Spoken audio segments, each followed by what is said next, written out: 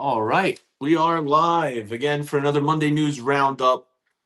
There is so much to talk about. I feel like we say that every single week, but there really is a lot to talk about. Thank you so much for joining us again today. I really appreciate it.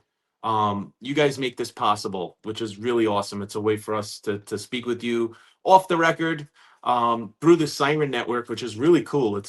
I'm not sure if you're all aware of it, but it started as a Substack page, and it's bringing a bunch of voices together. And the cool thing is we get to go live all across platforms. So we're going live right now on X, on YouTube, on Substack, numerous accounts. So it's great to join you from all of these platforms. Another cool thing is we should be able to see your questions. So what I'm going to do is, as Cosima maybe introduces some of the news, I am going to plop down a link to the Substack, which then, if you don't mind clicking, that will allow you to see the questions in real time and participate. And I'm going to do my best to answer all your questions because there's so much to talk about. Oh gosh, I mean, what a week. What a weekend, let alone a week. But I think, just to touch upon what's happening this particular weekend, I think was so tragic. We had two war veterans involved in mass shootings, one in North Carolina and another one in Michigan.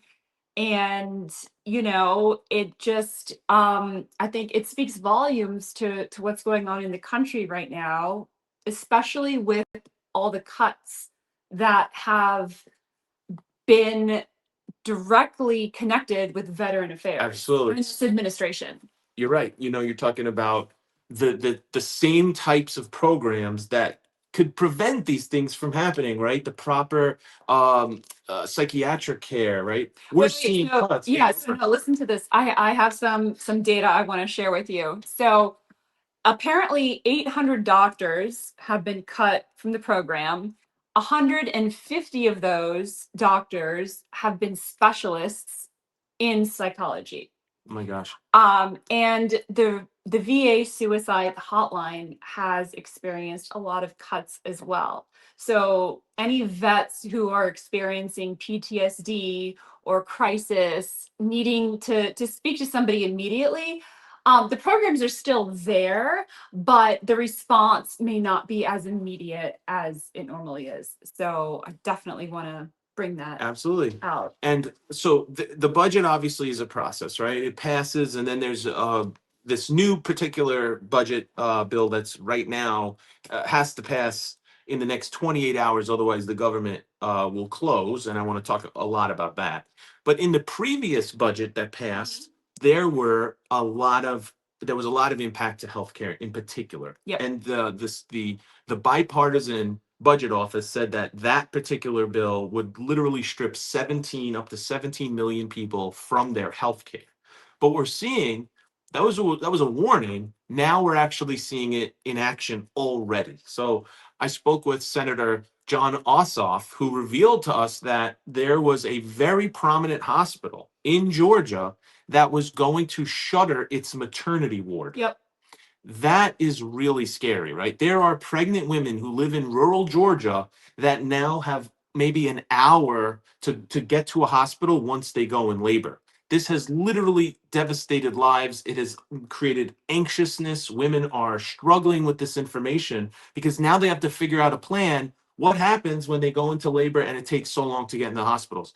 Even more, he told us that another hospital in eastern Georgia is going to be closing its ICU. They're heavily considering it because they can't afford to keep it open. And what does that mean? Car accidents, strokes, heart attacks, people who call ambulances from home. Your 65-year-old husband is sitting on his couch and he has a heart attack at home, and you call 911. These ambulances are dispatched from the hospitals, a lot of them. Mm-hmm. If you close the hospitals, you're going to get longer wait times. It's going to be harder to get medical care. These are the kind of things that we warned about, that we stood on top of mountaintops and warned that this would happen if this budget passes. Please call your representative. They didn't listen. Republicans passed it anyway. and now people are going to die. And think about like transportation both ways, right? So they're dispatched, right? Potentially having to go an hour to pick up the person who's having a heart attack or whatever medical emergency they're having, right?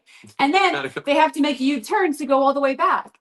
And you just have to hope whatever capabilities they have in that ambulance is enough for life-saving measures to make sure that person stays alive, or whatever, you know, pregnant person is in there to make sure that that ambulance is capable of delivering the baby, and to make sure that if that child, God forbid, has something that they need extra attention for, has the ability to do that in the ambulance. So there are just so many layers to this crisis.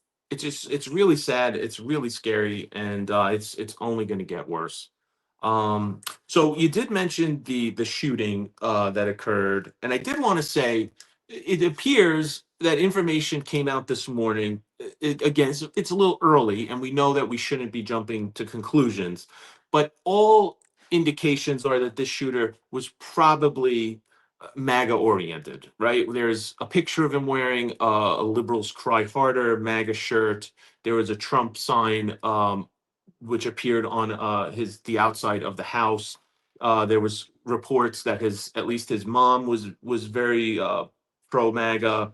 I think the point of that is that it really doesn't matter, right? In the sense of like people who commit violent acts should be treated before this happens, right? That's the whole point. And there's going to be violence on the left, violence on the right. It's always wrong. But the way that the right responded after the Charlie Kirk assassination really did this country a disservice by blaming the left wing and making it seem like left wing. And I want to talk about some things that the Trump administration is doing right now because of that narrative that the left wing was responsible for all this violence. And then here, take a look at this particular shooting. The guy was MAGA. So what does that mean? Maybe instead of pitting blame, we should just realize that there are people who need help out there. Things are going to happen. And instead of figuring who to blame, we should really be trying to help people and avoid this from happening by doing certain things like maybe take a look at that Obama era initiative that Trump overturned that made it easier for people with documented mental illnesses to own guns. Maybe it's going to be increasing funding in the VA hospitals so that people get the care that they need when they come back from traumatizing things in wars. Not just VA, right? But just in general, people need help. Absolutely. If you haven't noticed, I didn't post the Substack link. I'm having technical difficulties, but I will see your questions below on Twitter as well. And I promise I'm going to take a peek and answer any questions that I get. But I wanted to talk a little bit about NSPM 7, which you may have seen the video we did on Call to Activism. We posted it on Instagram and X, but it really does deserve a conversation very briefly.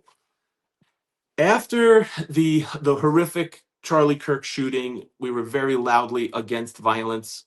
We did not celebrate. Nope. We made it clear that this is always wrong. We want the United States to be a place of open debate.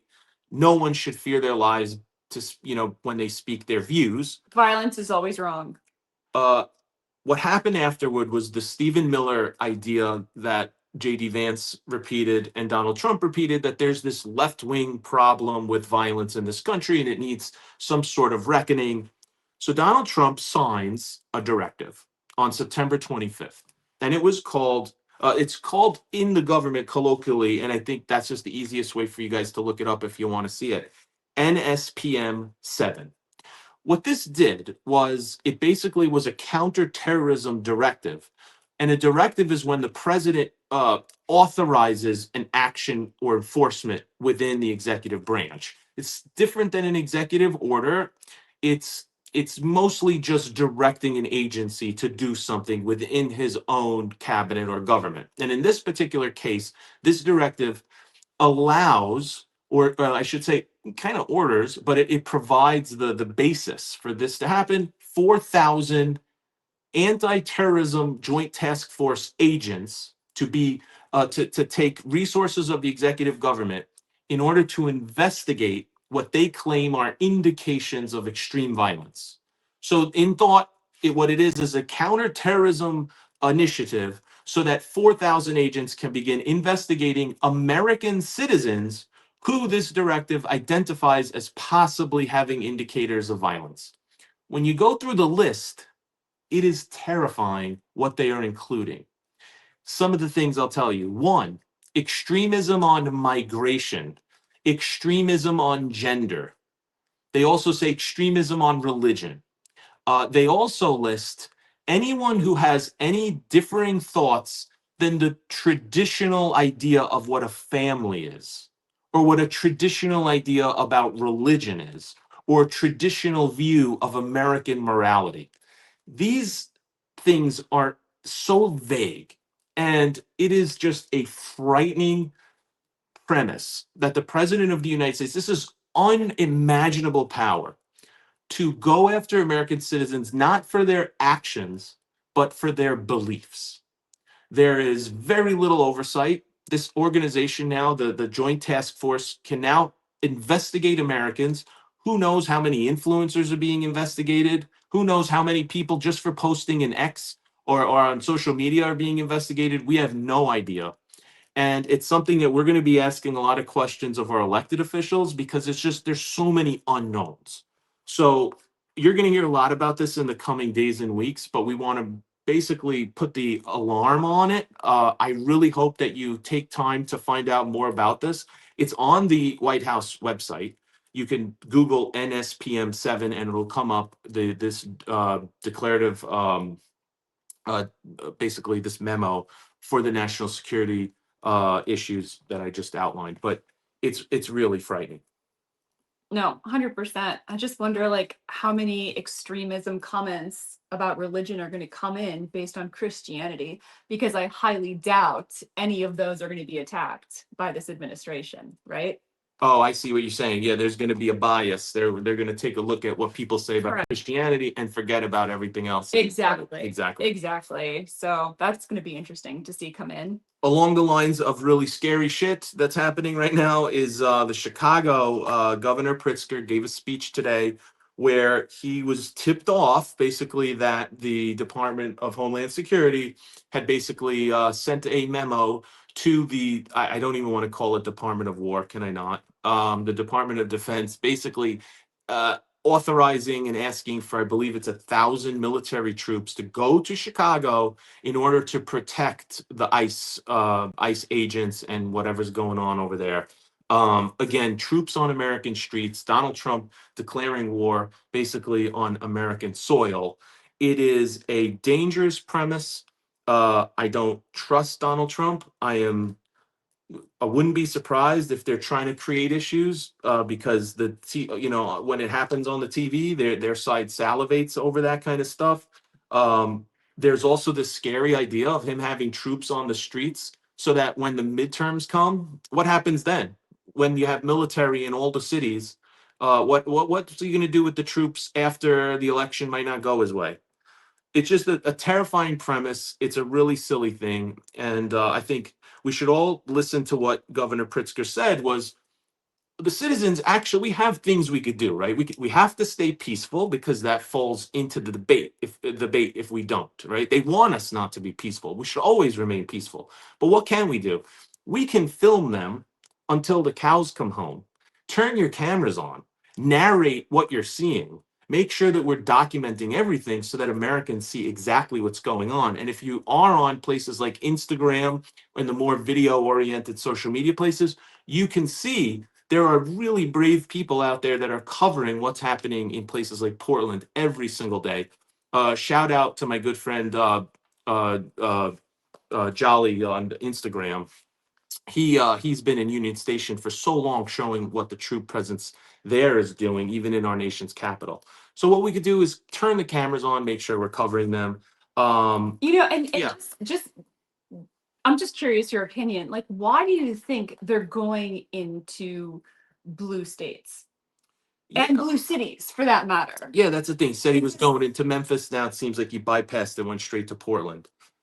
But Memphis is that specific area is occupied by a Democratic mayor, right? So they're going into these areas that are primarily dominated by Democrats, right? The population and the votes come in for that. So, why aren't they going to the red states? Because those are the ones who are voicing their opinions the most, right? And they're being the loudest about it. So don't you think that he should be sending troops to those places if they're so concerned about the invasions that they're talking about? I saw there was a tongue-in-cheek meme that said, "Gee, why doesn't he send troops in Utah after what happened with Charlie Kirk?" Right. But yeah, I mean, I think we know the answer. Why is the first two cities that he went to? Why were they Los Angeles and Washington D.C., which both happen to have African American women mayors? I wonder why. Because Donald Trump is threatened by their power, and he wants to make a statement, and he wants his base to salivate over this, which they are. And it's more of the same. And I think, I loved what Governor Newsom said at the time of when California, the pressure cooker was on the highest.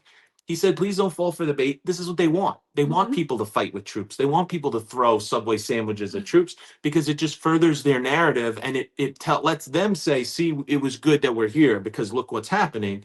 If they came and all we did was peaceful, we filmed them, we humiliated them by showing all the horrible stuff they're doing, I think that would serve a much better purpose than anything else. But I do thank all the brave citizens that have already been doing that. But There's countless. sort of what's happening in Washington right now. Like you and I have been out in Washington and we have seen troops doing gardening work, picking up garbage. They're not really doing anything but that because there really is no crime. Absolutely. And they're all in the basically the parts of the city that are tourist attractions and all the places where you see limited crime anyway. And around the mall and around the White House. we had an opportunity to speak to some of them, and they're great people. They're doing their jobs. They were summoned to be here, so they're here. But at the same time, I don't think that they anticipated their job description being trash pickup or gardening. Absolutely. There is a huge contrast between these particular troops that are here that are coming to, they believe they're serving their country in the National Guard, and what ICE is doing. I don't think there's a comparison. It would be an unfair comparison, but it's still, at the same time, they shouldn't be here. They shouldn't be in American soil. And it's not denigrating the military to say that. We can support our troops and just say that it's not for American troops to be on American soil. And I think even a lot of veterans say the same thing. We've talked to a lot of veterans who feel that this is a disservice to the military, that these people are being ordered to do that. And it is a reminder that, there have been even brave people that have turned down those orders, who say, I'm not going to do something illegal. And we should continue telling their stories too. Yep. Okay, let's go to the next thing. What do you think? The budget. I mean, this is a boring topic, but at the same time, right now there's this huge showdown, and I think that it's important to talk about. There's the fact that Democrats are trying to put a united front, and I think it's, like, to their credit, they actually, from what we understand in the House, there's complete agreement that every single Democratic House member will not vote for Donald Trump's budget as long as there are these serious cuts to healthcare. So the question is healthcare a valid hill to die on? If you want my opinion, I would say yes. I think that there is just such awful stuff that will come out of these cuts that I think it is worth shutting the government down to save these cuts from happening.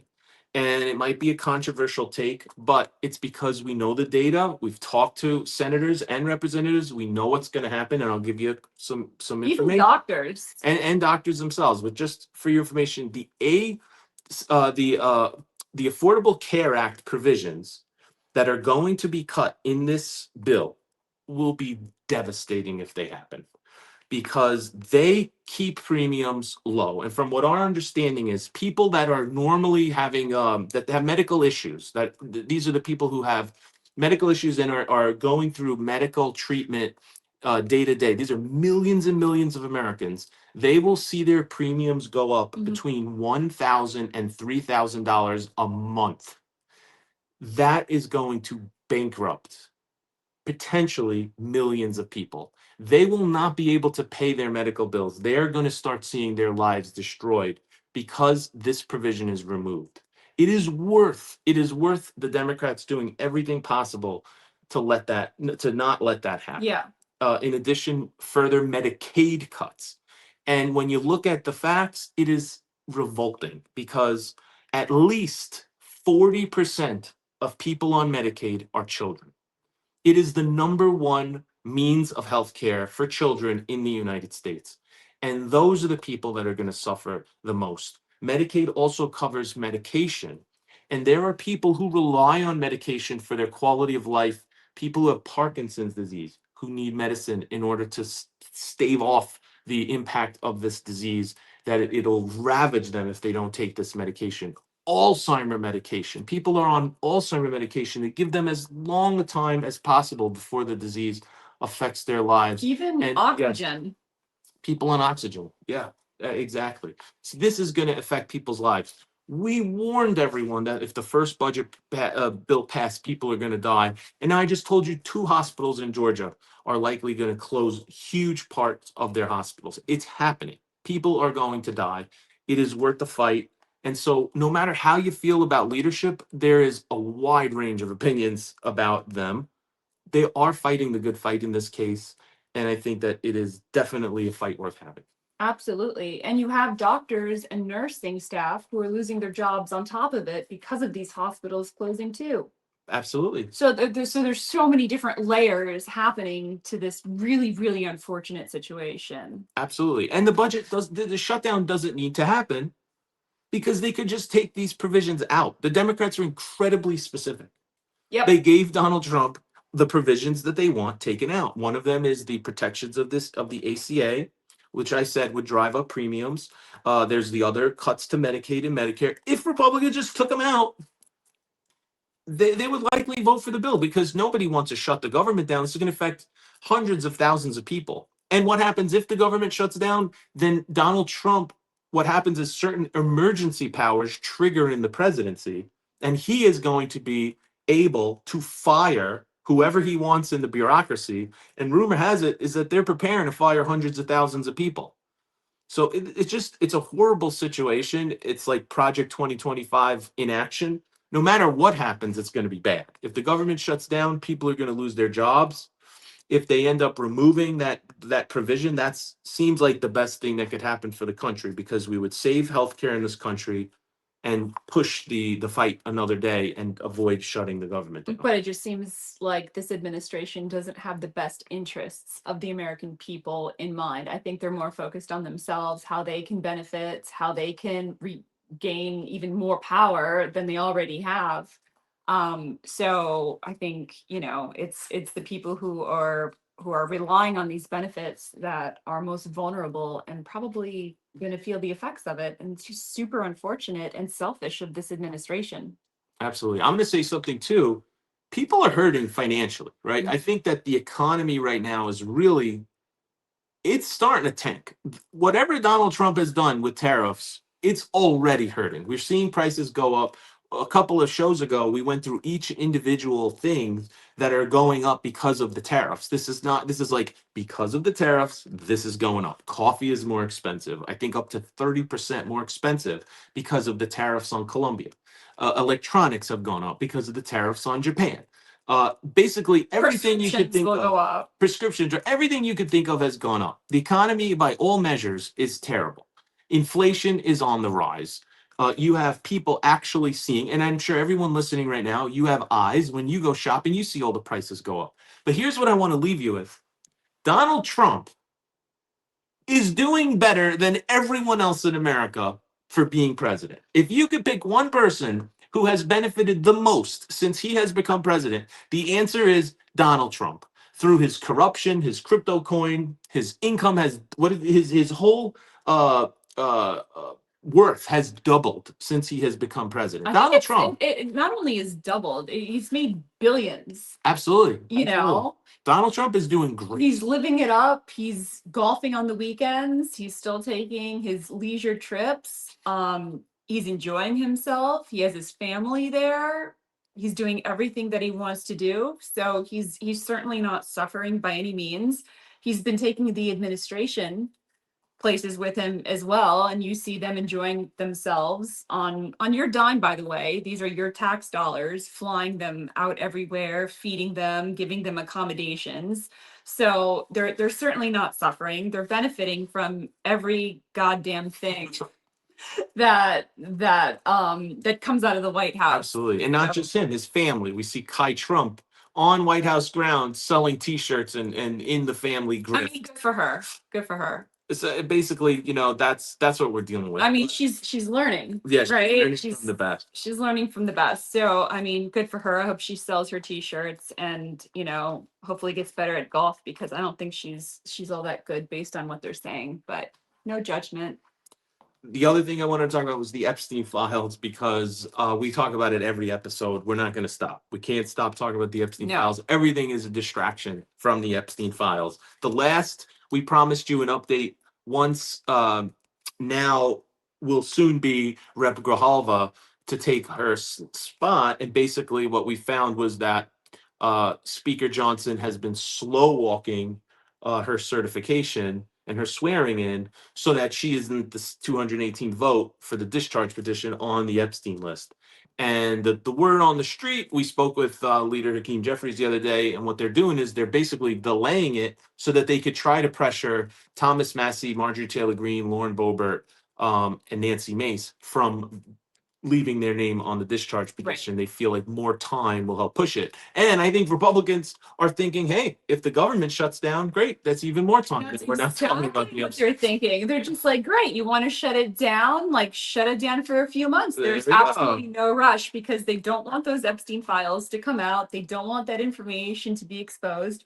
They're hiding everything. And you have these victims who are just standing there saying, come on, like, put them out there. Absolutely. So I did want to we'll save this topic for the end. I'm kind of curious what you think as well. So please send us a DM if you can, write a comment underneath our X post so that we could see it. But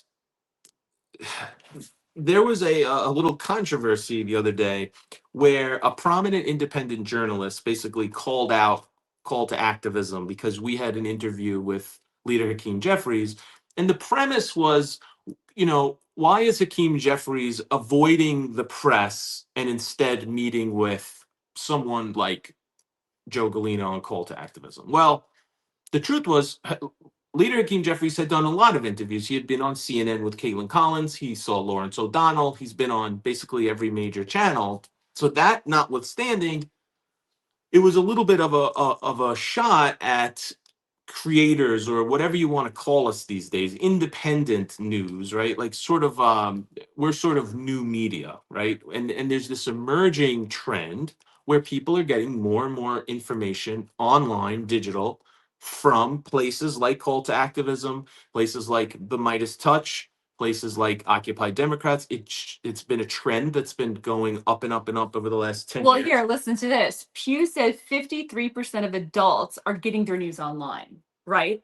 And in that percentage of the adults who are regularly getting their news online, it has come from social media. Okay. So from 2020 to 2025, Facebook has gone up 2%, right? Twitter has gone up 12%. Reddit has gone up 9%. There has just been a very steady increase on all social media platforms where adults are regularly getting their news. Absolutely. And So- Pew Research Center also did a study that I saw that also talks about the fact that digital news is really, it's exploding. People are getting their news not from newspapers anymore. Only 30% of people who get the news get them from traditional newspapers in the morning. That's crazy. I think of when I was a kid, that's how everybody got their news in the morning. And now it's 30%, which means 70% are getting their news elsewhere. And now television is starting to go.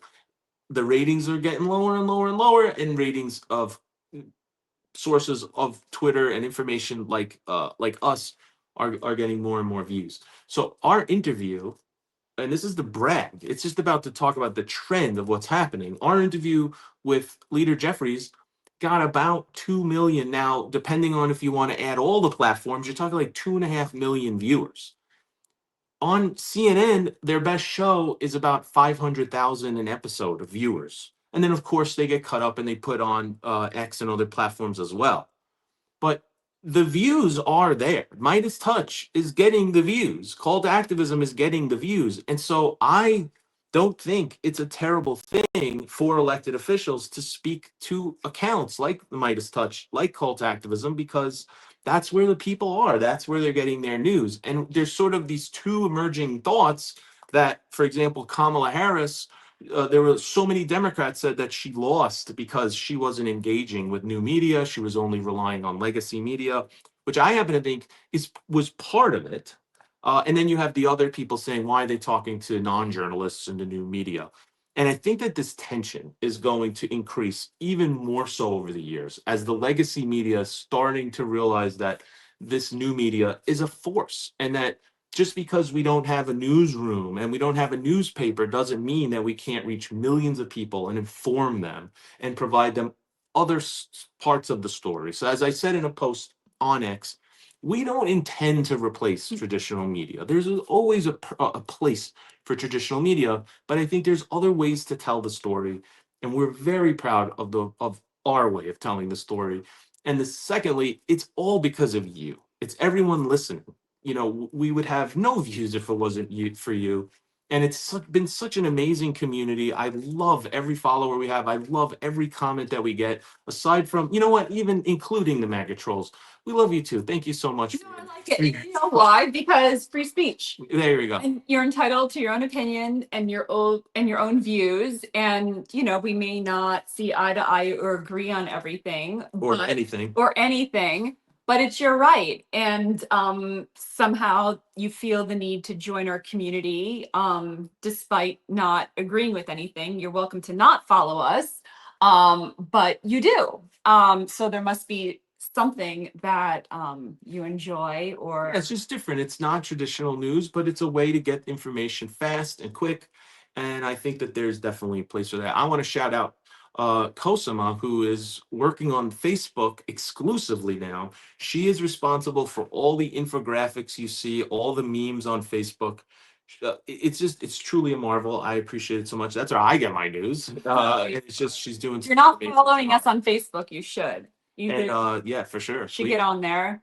Instagram too. We're growing very quickly, and it's and comment. Like I'm always willing to engage with different opinions and different ideas. So get on there and shoot me a message.